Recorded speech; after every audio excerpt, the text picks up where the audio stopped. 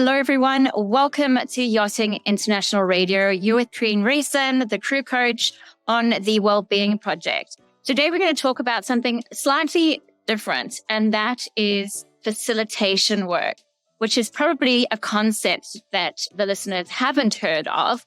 But what it is an ability to run workshops for your crew rather than outsourcing a company to do it for you. And there's definitely benefits to that. But the objective is to increase your team's self-awareness, soft skills, and emotional intelligence. Now, Jules is a graduate from the Advanced Leadership course, and she has certainly given it her all. And it's been an absolute pleasure marking her coursework and learning from her experiences through the group coaching. And just a little bit of background from Jules, and I'll hand it over to her shortly. But welcome, Jules. Jules is a Chief Steward and has been working in the industry for 8 years now. Jules, do you have anything to add in terms of an intro with regards to your experience? Yes, Karine. So I started off in the industry as a sole steward, blissfully ignorant, and kind of worked my way up to working with a team on different boats and as Chief Steward. And then, I decided to, because growth and continuous learning is such a big part of who I am. I did a PERSA course and then worked as a PERSA in a program for about 2 years or so. So it's been like, for me in the industry, it's been a consistently progressing. And it's just a big part of who I am is learning, and I love to learn and to grow. So I continuously have put myself in positions where I'm kind of stretching my boundaries. So it's been so wonderful to do this course with you, and I wish I had done it at the beginning of my career, but that's okay. Hindsight's 2020. So. Fantastic. And I know that you love learning and growing, which I think is such an important skill to have as a leader. But more importantly, I know you want to make a positive impact as a leader, and that involves imparting your knowledge and helping others. So with running workshops or learning how to run workshops in the course, how do you think it's beneficial to the crew to start off with? Well, I think the first big realization that I've had is that, often you step into a crew and you just there's this expectation that everyone just kind of knows how to get on, and they know how to communicate, they know how to deal with conflict. But actually, a lot of people haven't been taught those skills.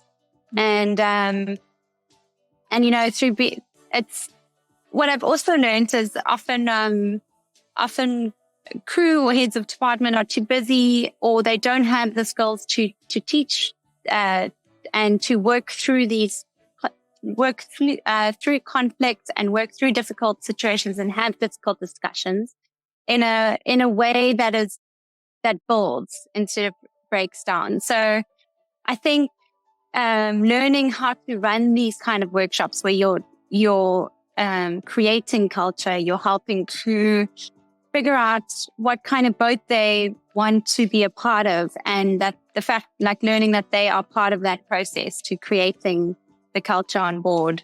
And workshops are such a powerful tool as a HOD or a captain to train your crew to deal with difficult stuff and to deal with conflict and to realize why conflict is even happening. So sure, I cannot give it enough credit in terms of and the value that the crew will get from running these kind of workshops with their crew is just massive. I don't know. It's hard to put it in words. Yes. Anyone should do it, basically. Yes.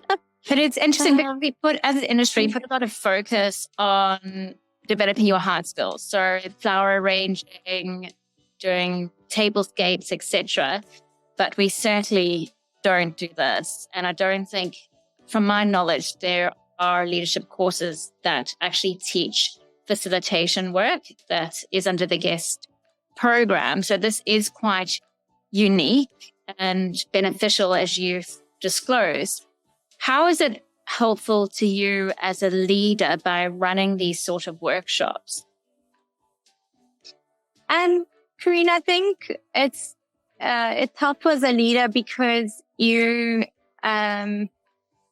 creates team cohesion. So it really helps you understand your crew better, or your team better, and your teammates understand you. So there's this greater sense of, okay, cool, this is who I'm working with.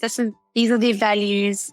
And that through that understanding, comes a lot of, relief in a way, because if you understand how someone, like what really runs a person, especially as a leader, you can lead them in a way that they feel relaxed and they feel comfortable and they feel seen and heard by you.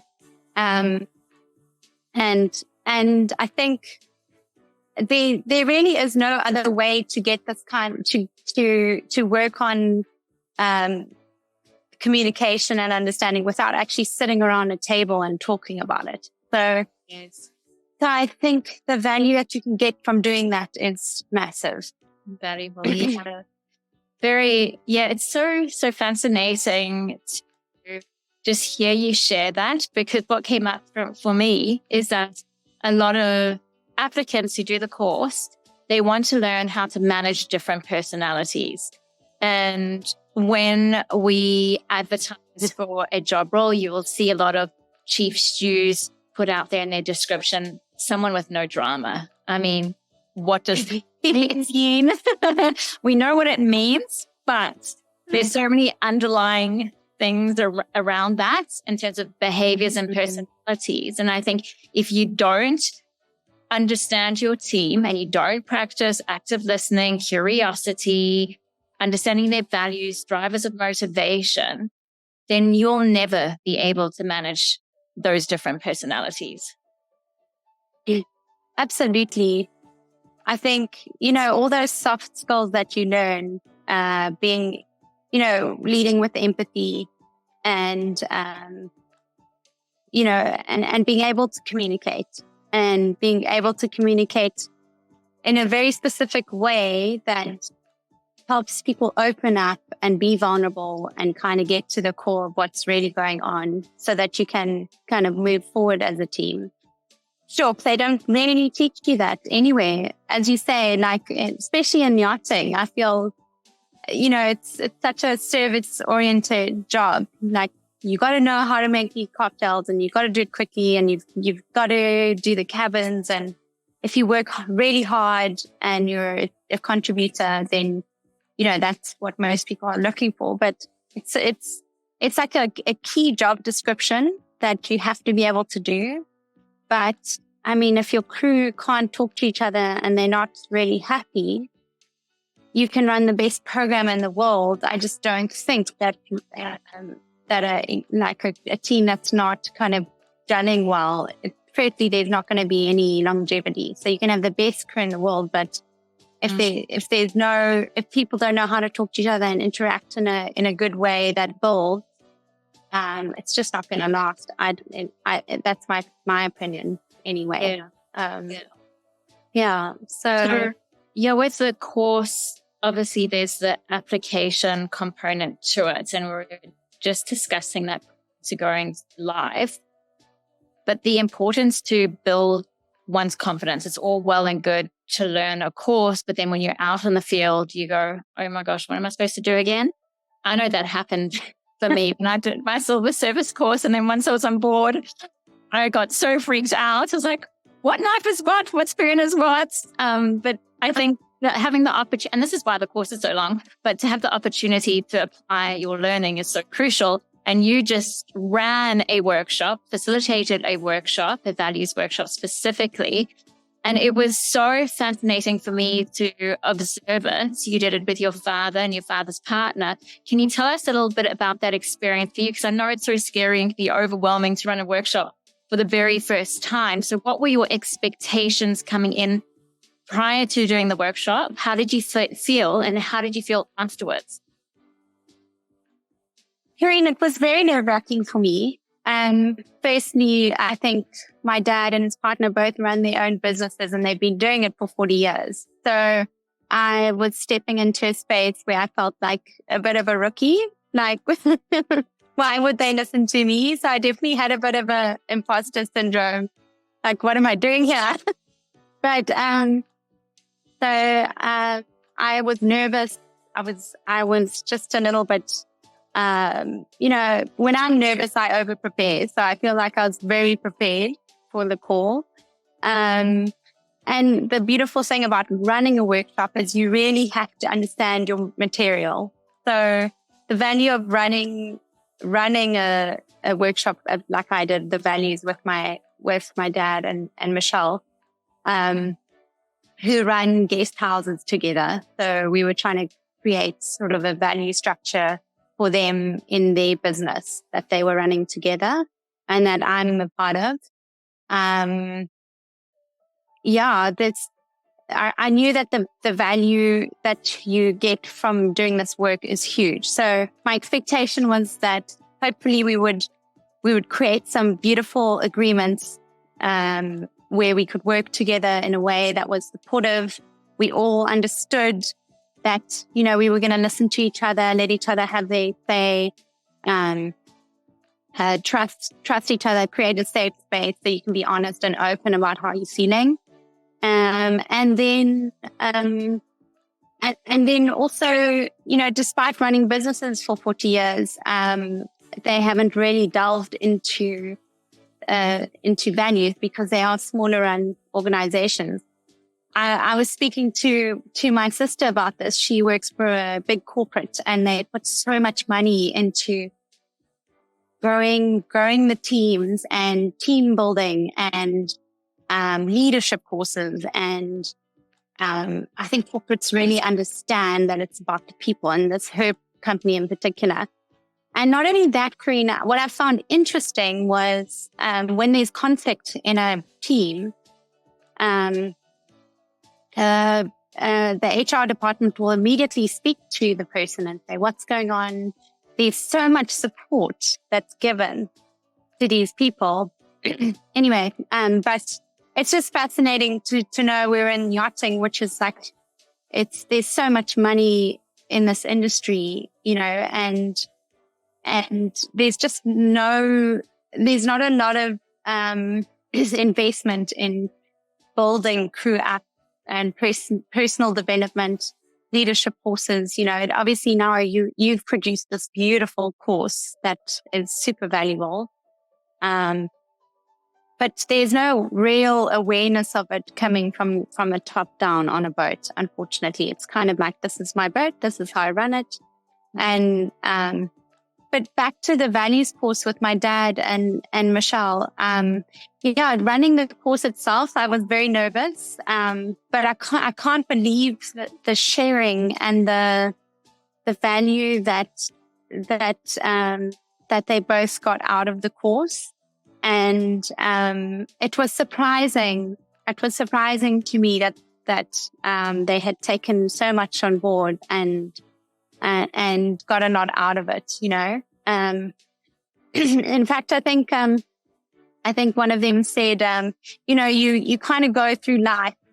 So it's nice to take a step back and actually really think about it.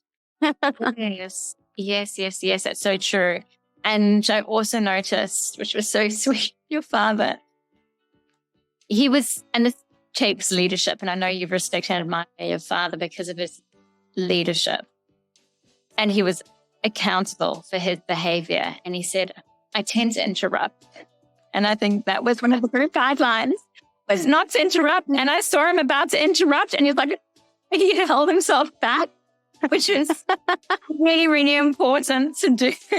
And I think that just reiterates why we have those group guidelines, because it provides that psychological safety so that people can freely talk. And I think that's so, so important. But just, your father, before you even started the session, the homework activities you gave him, he was like, wow, this is so amazing. My values, I read this about myself. And then he moved away from himself and self-leadership to the team. And what does the team need? It was hilarious because he's such a bottom liner. He wants to know, okay, here's the theory. How do I put it into practice? And how are we actually going to use this in our business? So it was such a good question, because I feel like obviously when you're running a workshop on the boat, it's like, okay, what's important here? How are we going to use this? And that's what's really cool with the course, is that you teach us how to have that values course, how to use it with your team, and then how to implement going forward. So yeah, and then after the values workshop, I didn't want to watch the replay because I was just feeling so nervous even about what I just discussed. But I'm gonna watch it again and just see how I did. You are a natural. It's hard to do, but as you said, you do it from a learning perspective. So I highly recommend it. Jules, thank you so much for coming back on Yachting International Radio for the second time. And I know there's going to be more of you for sharing your experience and obviously opening other people's minds to what is possible in our industry and the change that you can make. So thank you so much for your time. Thanks, Karine. Absolutely no problem. So lovely to chat.